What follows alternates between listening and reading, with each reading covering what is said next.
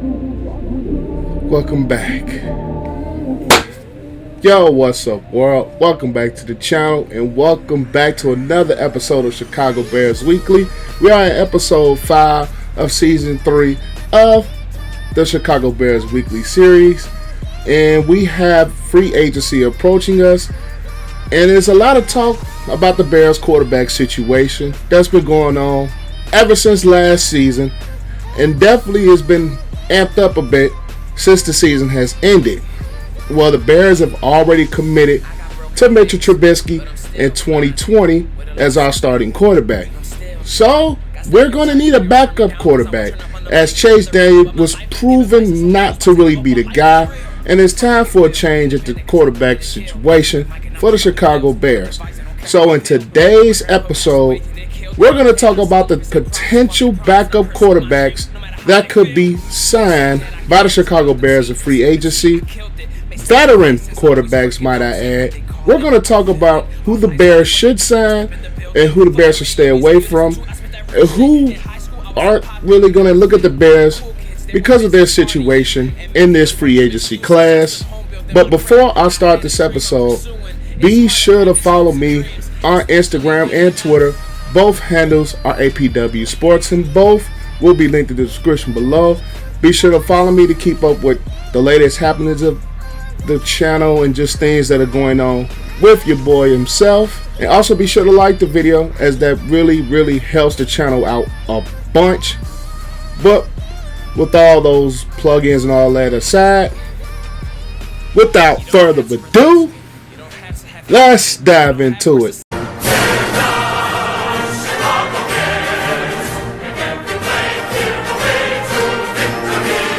Before I start this list of guys that the Bears can potentially have, I am going to start with talking about two quarterbacks who A, the Bears should stay away from, and B, the Bears really don't have the possibility of getting these two quarterbacks. The first quarterback is Tom Brady. A lot of people are saying, go get Tom Brady, he's the GOAT, he's a legend, he has 6 Super Bowl rings, this, that, and the third. But why the Bears don't need to sign Tom Brady is, number one, he is 42 years old. And last season proved he's kind of been on the downside a bit. You're getting up there in age, and this is a Bears team whose Super Bowl title contending window is absolutely closing. And then on top of that, Tom Brady is not looking to be a backup to anybody. He is looking to be a starter. And the Bears have already committed to Mitch Trubisky. So why would you bring Tom Brady in? And he's probably going to be asking for a higher price that the Bears don't really need to pay, and that they can pay to other areas like the offensive line. Tom Brady is a name that the Bears should not go after. Bears fans, don't get your hopes up, because we do not need Tom Brady. Yes, I said it, we don't need Tom Brady.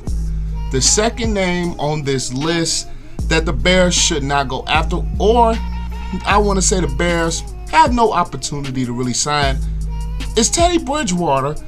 Is because, number one, he does carry a high cap price, as he's one of the top free agent quarterbacks in this year's free agent class. And also on top of that, he's not looking to be a backup anymore. If the Bears sign him, he's going to be a backup because they committed to Mitch. Just Teddy Bridgewater, I'm rooting for him. He's a very good quarterback. He has the mobility. He is very accurate. But at the same time, he is looking to become a starter. And the Bears have already pretty much committed themselves to Mitchell Trubisky. And a situation for Bridgewater, he was backing up Drew Brees, and he had a 5-0 run when Drew Brees was hurt last season. And for him to be coming off the bench for Mitchell Trubisky, a guy that they've committed to, and he's going to want a longer-term deal. It just doesn't seem right for the Bears to go after him, number one, for wanting that longer-term deal, the high cap range. And let's just say if Mitchell Trubisky doesn't work out, you do have Bridgewater, but if he doesn't work out, I think that is a thing that you kind of start over with. And Bridgewater is not that type of guy to be going through that type of losing again. So I think stay away from Bridgewater. He does have that veteran presence, but I just don't think he will be comfortable in this right situation in Chicago. Now, let's go into the names that could potentially be had by the Chicago Bears. The first name that's coming up is Ryan Tannehill. Now, you guys are going to say, he's probably not going to come here. I kind of do agree with that, but he could be one of those names that the Bears can go after. He's not really a longer-term solution at the quarterback position, as in Teddy Bridgewater would be for most teams as a long-term solution. Ryan Tannehill is one of those guys that's excelled, especially as a game manager last year with the Tennessee Titans. He may not be looking for a backup role either. He might be looking to start, but I think he brings a lot of competitiveness to the locker room and competitiveness to the quarterback room that could push Mitchell Trubisky to get his situation right. Tannehill is one of those guys that he won't make the critical mistakes, even though he won't make a lot of big plays either. And something that the Bears need in their offense is more big plays. Tannehill won't make a lot of those big plays, but he won't make a lot of mistakes either. And I think he could be a good fit backing up Mitchell Trubisky. The next name I think the Bears may potentially go after is Jameis Winston. You guys are going to say, why Jameis Winston? Well, he might need a resurgent kind of thing that happened in his career. He might need to sit for a bit and just kind of get himself right mentally. And being a backup here may do that for him under Matt Nagy's scheme. He can really serve as just that. If Mitchell Trubisky plays bad or get hurt, he might be able to serve better in that role versus the keys are handed to him right away mentally. I don't think the Bears should go after him personally on my end because of the 30 touchdowns and 30 interceptions, and he could have been the defensive player of the year. But that might be a bit of a name that the Bears go after, maybe to kind of save them a little bit of money, as Winston isn't really a high marquee quarterback name. He wouldn't want to, I wouldn't say necessarily command that high salary cap as the Bears have other needs. I don't think the cap hit would really hurt the Bears much to kind of go after Winston. I don't think they should do it, but that's another name that could possibly be looked at by the Chicago Bears as a backup quarterback. And the next name is from the same 2014 NFL draft class. And I am going to go with Marcus Mariota as another potential backup the Bears could look at. He has a lot of mobility with his speed. He has a decent arm, and he's another type of quarterback. He's kind of looking to resurge his career after being taken over by the previous mentioned Ryan Tannehill in Tennessee last season. He's another one of those guys that really would not hurt the Bears' salary cap to sign him. So I think he can be a fit with his skill set and his mobility in Matt Nagy's scheme and Bill Lazor's input. He could be a guy that can pick up the offense a little bit quicker because he's always been a smart quarterback. He just really hasn't put it all together throughout the course of his young career. And I think just kind of a new change of scenery, kind of new thing on his back. He doesn't really have to worry about carrying a franchise, so to speak. He can sit in that backup role and just probably game manage and just kind of not really carry a team, but he can be more of that just step in, play well, and just hold the fort down type of quarterback, serving as a backup for Mitchell Trubisky. And the two names that I think are very, very high possibilities, and the two names that I think that the Bears should really go after is the first name is Case Keenum. Why I say this? He has that veteran presence. He's been through a lot of it on and off the field, serving as a backup, and he's had some success in this league, leading the Vikings to the 2017 NFC Championship game.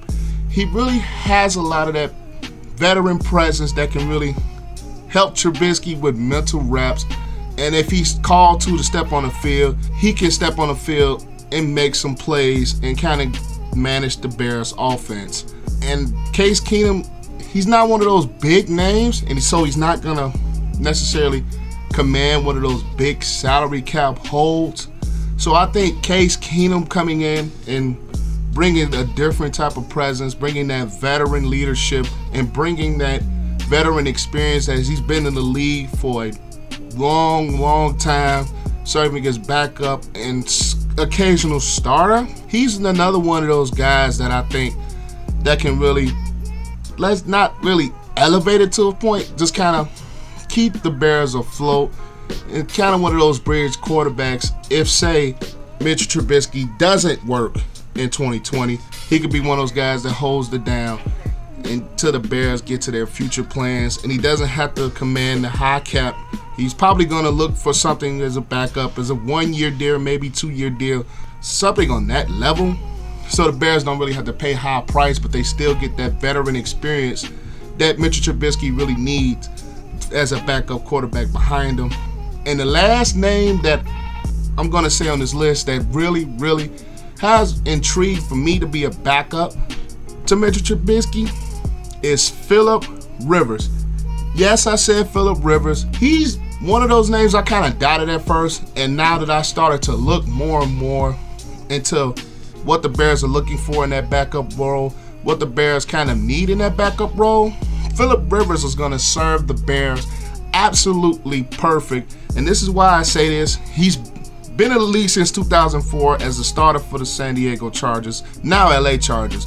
He's had a lot of ups and downs in his career.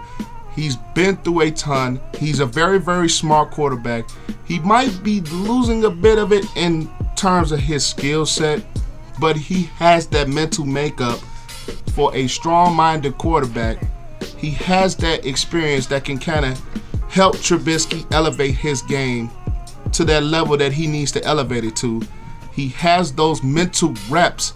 He can be helpful in the film room to help Mitchell Trubisky see things that he needs to do better, see things that he can read as far as defenses are concerned. He's that name that I personally would love the Bears to sign. He's that name that I think the Bears should go after. He might be a little bit of a pricey one, maybe, depending on what he's looking for.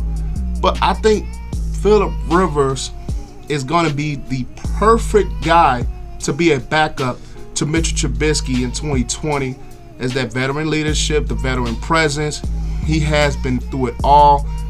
He is probably the best name, the best figure, the best guy that the Bears can go after in this 2020 free agent class to back up Mitchell Trubisky next season. That is all I have for you guys.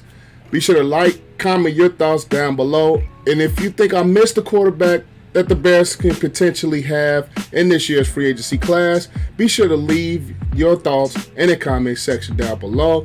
Subscribe to the channel as that helps the channel to grow. And also click that notification bell so you will not miss not one video posted by your boy, yours truly. And also, thank you guys for watching this episode. Thank you for tuning in. I will see you guys next time. And you guys have a great and excellent day. Peace out. I wanna say thank you to my mom and my daddy for making love the night that you had me. Wanna thank my friends, my sister and my brother.